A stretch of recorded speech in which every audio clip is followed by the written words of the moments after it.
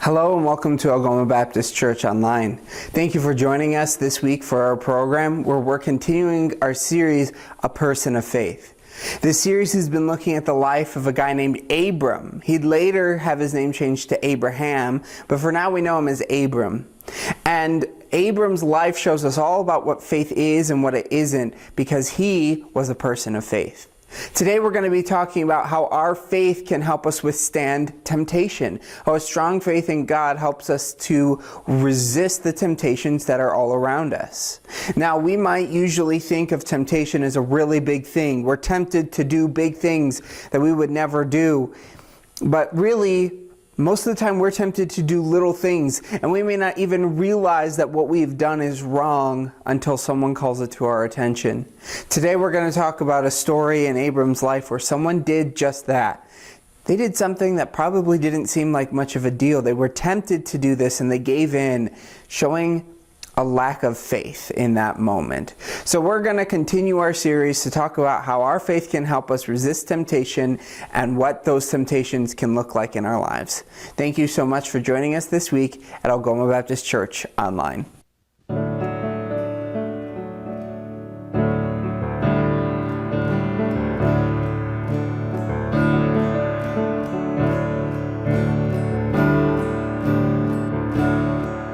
Do you feel the world is broken? We do. Do you feel the shadows deepen? We do. But do you know that all the dark won't stop the light from getting through? We do. Do you wish that you could see it all made new? We do.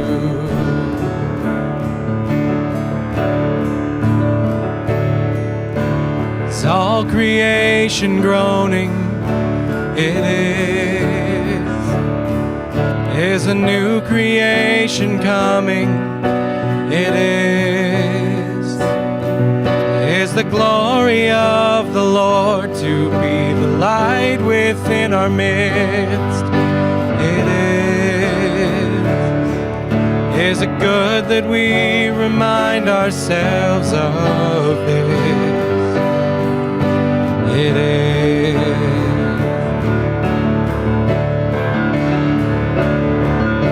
Is anyone worthy? Is anyone whole? Is anyone able to break the seal and open the scroll? The Lion of Judah, who conquered the grave. He is David's root and the Lamb who died to ransom the slave. Is he worthy? Is he worthy of all blessing and honor and glory? Is he worthy of this? Yes.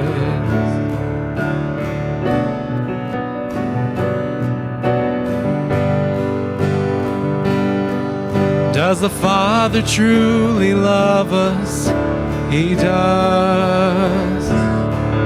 Does the Spirit move among us? He does. And does Jesus, our Messiah, hold forever those he loves? He does. Does our God intend to dwell again with us? He does.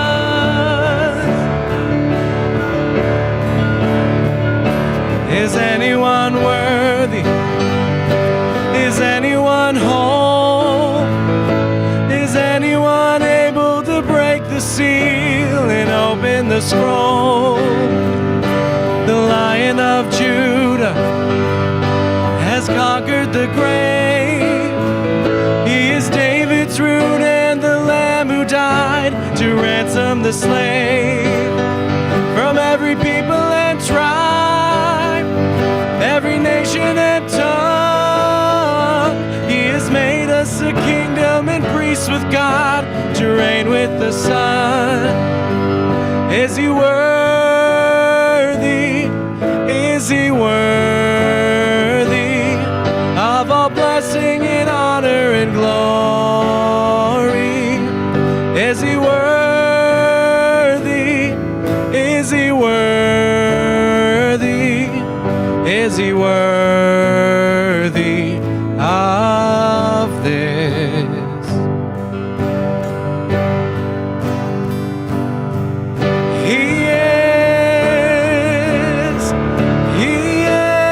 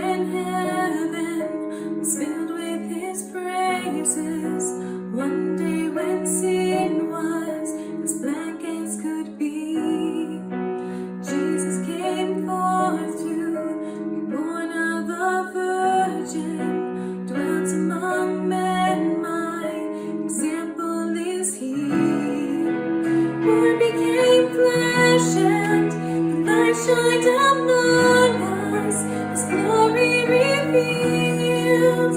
Living, He loved me. Dying, He saved me. Buried, He carried my sins far away. Rising, He justified, reigning forever. One day He's coming, oh glorious day, oh glorious day.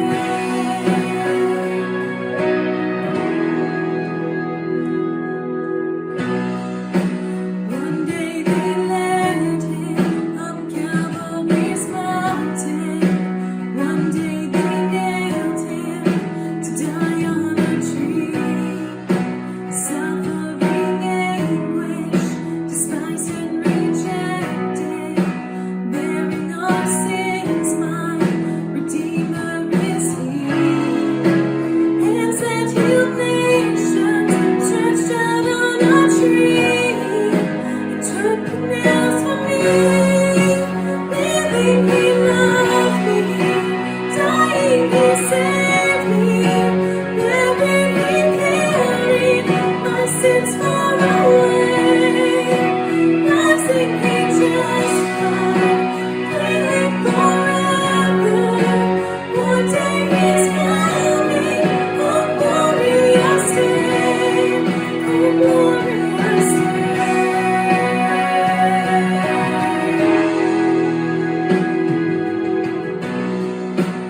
One day the grave could conceal Him no longer. One day the stone rolled away from the door. Then He arose, all the death He had conquered. Now He's ascended, my Lord evermore. Death could not hold Him, the grave could not keep Him. Rising again, living, He loved me. Dying, He saved me. Buried, He carried my sins far away. Rising, He justified, reigning forever. One day He's coming, oh glorious day, oh glorious day, glorious day.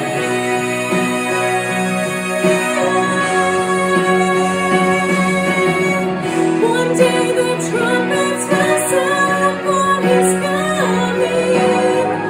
One day the skies with His glories will shine. Wonderful day, my beloved one bringing. My Jesus Savior is mine. Living, He loved me. Dying, He saved me. Buried, He carried my sins far away. Rising, He justified, reigning forever. One day He's coming, oh glorious day, oh glorious day, glorious day, oh glorious day.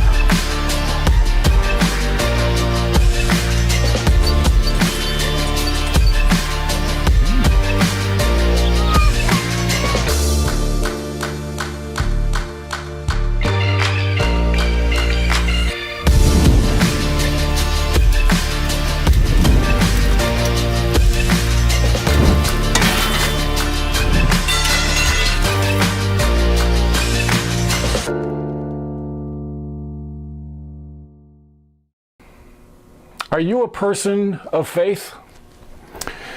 It has now been a long time since God told Abram and Sarai that they were going to have a child. Many years have passed, and they're old, and they're heading towards the century mark.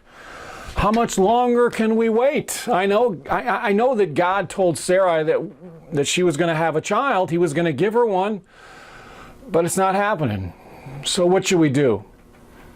Another option comes into view. Genesis chapter 16, verse 1. Now Sarai, Abram's wife, had borne him no children, but she had an Egyptian maidservant named Hagar. So she said to Abram, "The Lord has kept me from having children. Go sleep with my maidservant. Perhaps I can build a family through her." Abram agreed to what Sarai said. When God called Abram to go to Canaan, he made him a promise. He said, "I will make you a father of a great nation. I will give your offspring this land, and your wife's name is Sarai." Sometimes later he said to Abram, "I will make your offspring like the dust of the earth." His wife's name was Sarai still. Later, Abram questioned God as to why he was still childless.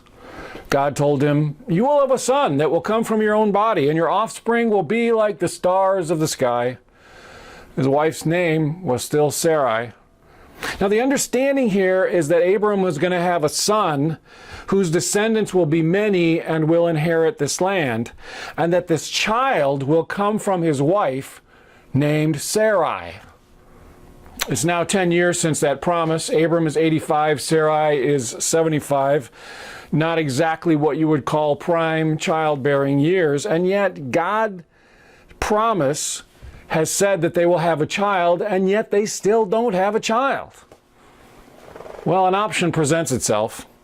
It seems that when they were in Egypt, years back, when they went to escape the famine, that they picked up a maidservant named Hagar. And Sarai, in light of what's going on, thinks, I might not be childbearing years, but Hagar sure is. I might not be able to have a child now, but Hagar sure could. She's well within childbearing years, and our society says it's okay to have more than one wife, and I might not like the idea, but it might give me that opportunity to have that child that I've been hoping for. Having that child is the most important thing in my life right now. So she's more than willing to look at other options.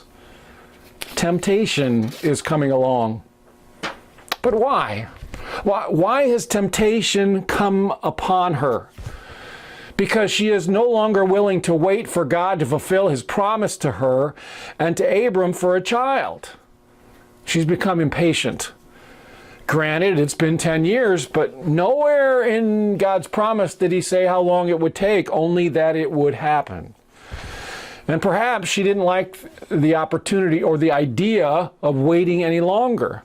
I mean, people look down upon women who didn't have babies. Why should I have to put up with this ridicule? Perhaps she just felt like she couldn't wait any longer. I just can't go on without that child. Why has this temptation come to her? Because she has begun to focus not on the promise, not on God, but herself. This is what I want. This is what I can do. This is what I can't do. She is not focusing in the right place, not focusing on God's ability to sustain her. And then to top it all off, believe it or not, she blames God. I mean, the Lord has kept me from having any children. It's his fault. So she starts looking for another option. She begins to wander away. A man who grew up in the city went out to visit a small rural farming community. The area had a lot of cattle ranches, and every once in a while a cow would wander off and get lost. And he says if you ask one of those ranchers how a cow gets lost, chances are he'll say, well, the cow starts nibbling on a tuft of green grass, and when it finishes, it looks for another tuft of green grass to nibble on. And then it nibbles on that one, and then finds another one, and then there's one right next to a hole in the fence. It nibbles on that one and is finished and looks through the hole and sees another one on the other side of the fence and goes on to nibble on that one. And the next thing you know, the cow has nibbled its way into being lost. Slowly but surely over those past 10 years, Sarai has nibbled herself into being lost, away from God and his promise to her of a child. And she now presents her option to Abram. It reminds me of the time when they were going to Egypt and Abram presented his option to Sarai. Now it's her turn to present her option to him. Abram, you know, we don't have any children, and how are we going to have this great nation without any children? You know, God hasn't given me any children like you promised. So, Abram, I have an idea. I want you to go sleep with Hagar, and then maybe she will give us a child. No, it's not what you think. I want her to be your wife too. Imagine your wife telling you to do that. Temptation. Well, you know, he was thinking, I do need a son to start that nation that God has promised to me. And you know, I am a man. And, well, if you say so, dear, for Abraham, this is very appealing. I mean, it wouldn't be tempting if it wasn't. But again, this is Abram, the man of faith. God had talked to him. God had made a covenant with him. Surely he will spot temptation when it comes. Surely he will forego the urge to give in to another option. Surely he learned his lesson in Egypt. He's taken his eyes off of God before, but surely he's not going to do it again. He has to have learned his lesson. There were two men fishing on the Colorado River. One of them writes, we had fished since sunup that day, and we caught nothing. And all day long we motored up the river and floated in the shallow pools looking for fish, and we decided this would be our last try. And I flipped the lure into the quiet pool, and I retrieved it, and my pole almost bent double. I quickly played it into the boat, and after about 5 seconds, the tension stopped. You knew what that means. The pole straightened. The fish was gone. We drifted along. My partner said, you want to go back there and try it again? Sure, but I'm sure that fish will never be there again. I'll never get the opportunity to strike twice in the same place.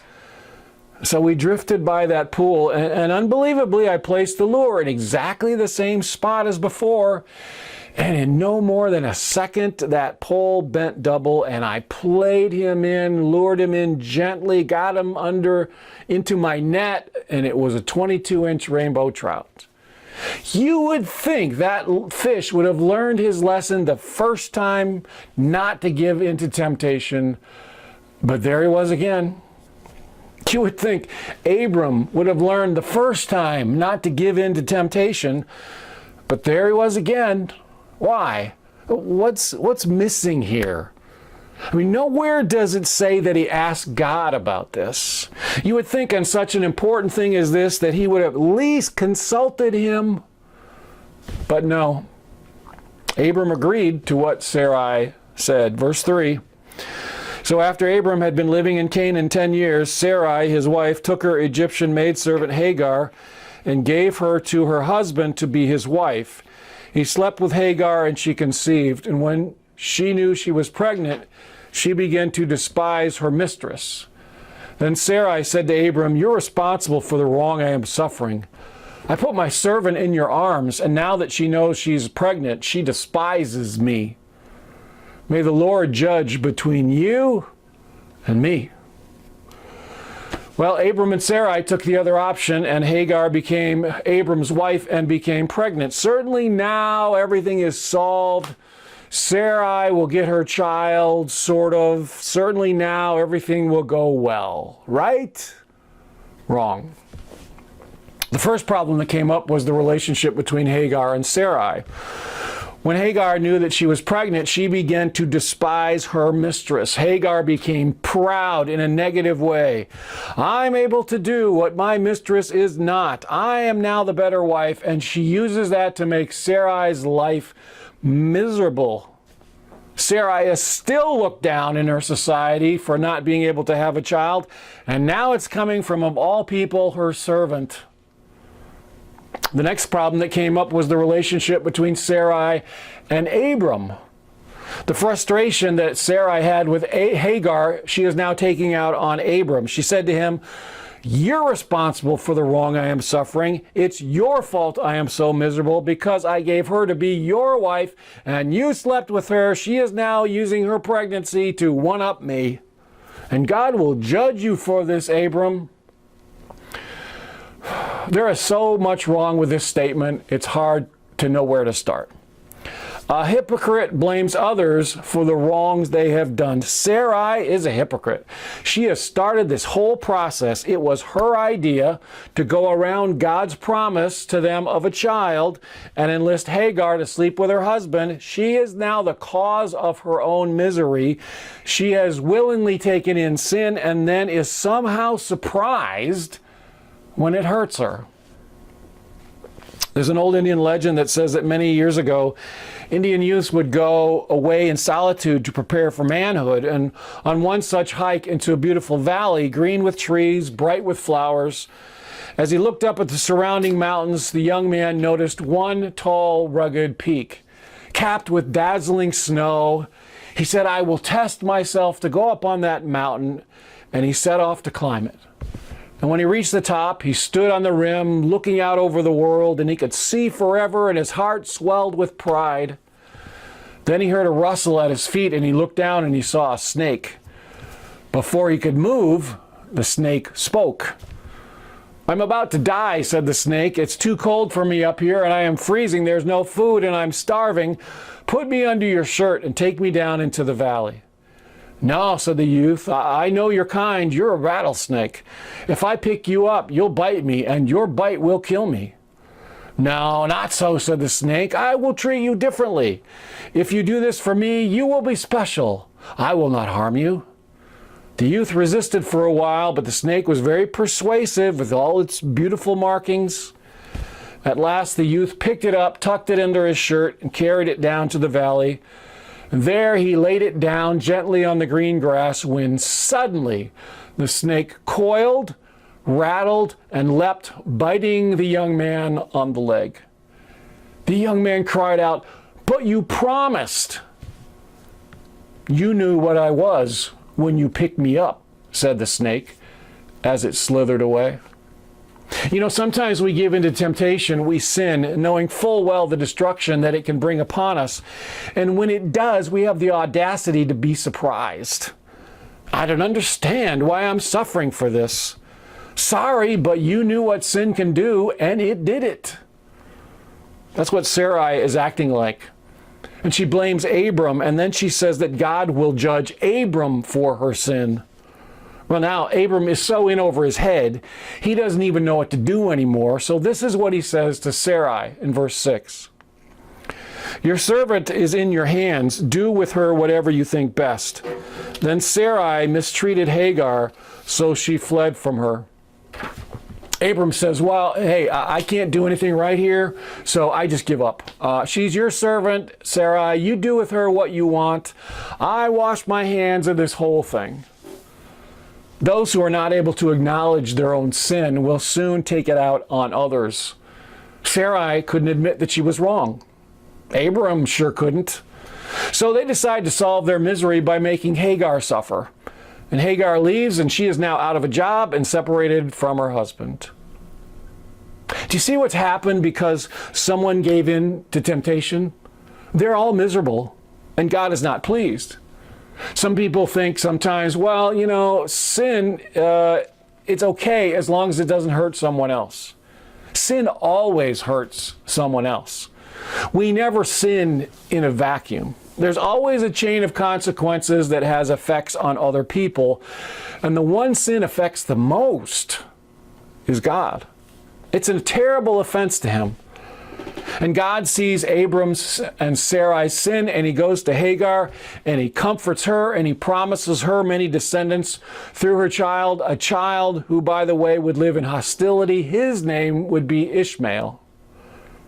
Abraham and Sarai had been given a promise.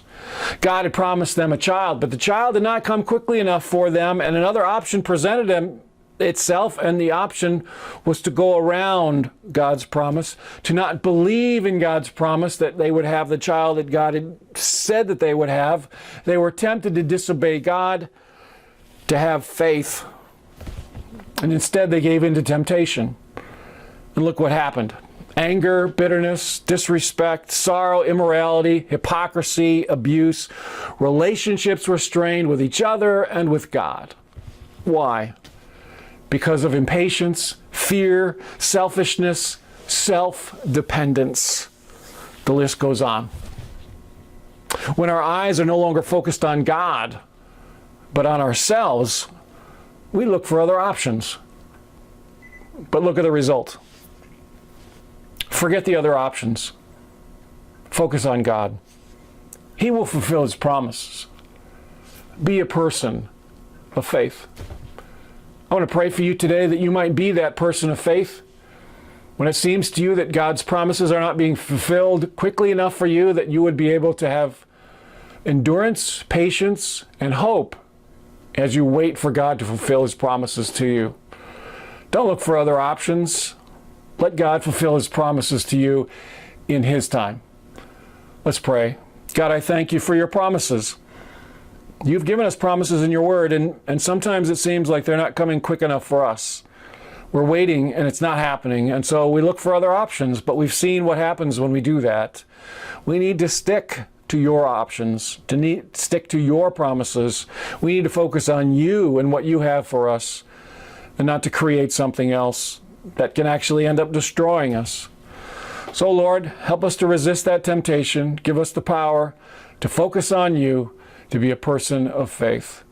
I pray for each who are watching today that You'll bless their lives, encourage them, comfort them, strengthen them, lift them up, help them to know how much You love and care about them. Help them to know that You will fulfill Your promises to them in Your time. In Jesus' name, amen. Thanks for joining me today at Algoma Baptist Church Online. We'd love to hear from you, algomabaptist@gmail.com. Watch one of our online ministries on Facebook. Come and visit us in person sometime. Sunday mornings right now we have an in-person service, a drive-in at 9:30, and a service in the sanctuary at 11 o'clock. Sunday school also at 9:45. Thanks for joining us today. We'll see you next time.